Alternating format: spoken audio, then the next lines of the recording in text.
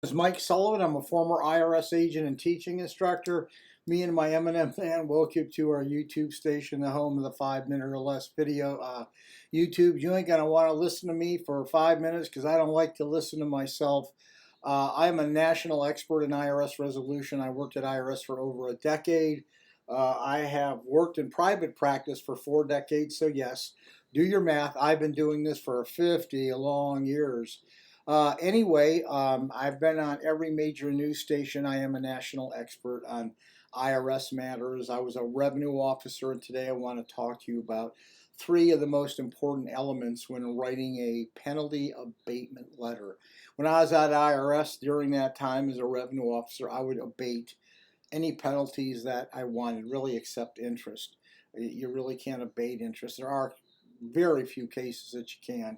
And if I would tell the taxpayers that I had, the corporations, corporate officers, individual 1040s, he says, I want this abated. And I send me a letter and let me look at it.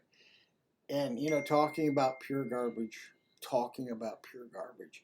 But, when you look at it, you don't know what a good abatement letter should really look like. You just don't. And when I'd get them, I'd actually call back every person in my second year because I just wanted to let them know, give them another chance. So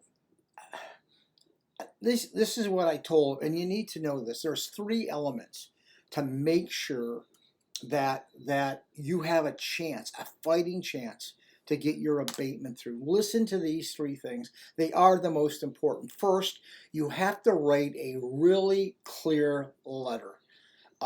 These letters are self-serving.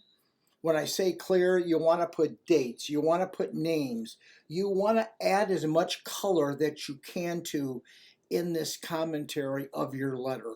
Remember, this is the only chance you have in writing a letter to Internal Revenue Service. So you have got to separate yourself from someone else. Most letters I get were about 4 or 5 paragraphs about this letter, da da da da da, why, blah, blah, blah, blah, blah.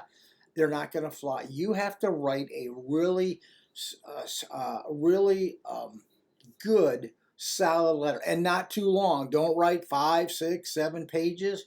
Two pages is plenty if you can get that in.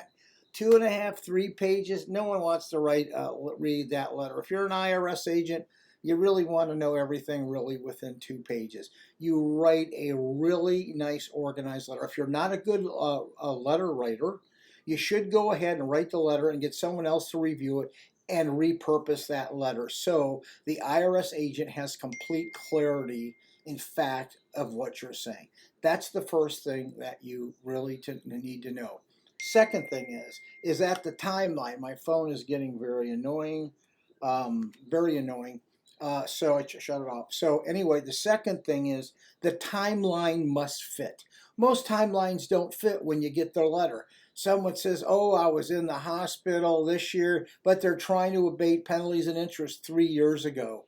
The number one reason that IRS bounces these back is the timeline doesn't fit. If you have a 2000 and a 2022 event, make sure your letter is written in the timeline for 2022. Don't tell me something that happened in 2019, 2018, 17, or last year. Your timeline must line up perfectly.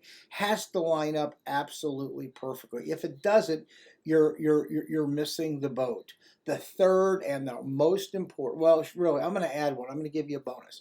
IRS is going to check your abatement history and your penalty history. Okay? If your penalty and abatement section, if IRS looks at your history and find out you've had these penalties before, boom, IRS isn't going to accept it. IRS looks to that absolutely first. So if you're trying to get a penalty abated and you had that penalty 2 years ago or 3 years ago or 1 year ago and you're a continued chronic penalty abater, person, you've been violating IRS, they're not going to accept it. You can write the letter, but I'm just telling you what IRS is going to do. The fourth and last thing, make sure you have documented with exhibits, documentation third-party affidavits under penalties and perjury. So when you get the letter, which is self-serving, how do you prove that letter? You want to prove that with facts, circumstances, and letters and exhibits to build your case. So A, here's your letter. B, here's the supporting documentation I have to go ahead and to get this accepted. So if I'm the agent, I'm looking at the letter and I'm seeing your fact pattern and I'm seeing all the documentation that you have that matches that letter up. IRS does not like self-serving letters unless you can prove through third parties and documentations that you can prove your letter is true. I gave you the very best information that I can. I've been doing this for 50 years. We abate penalties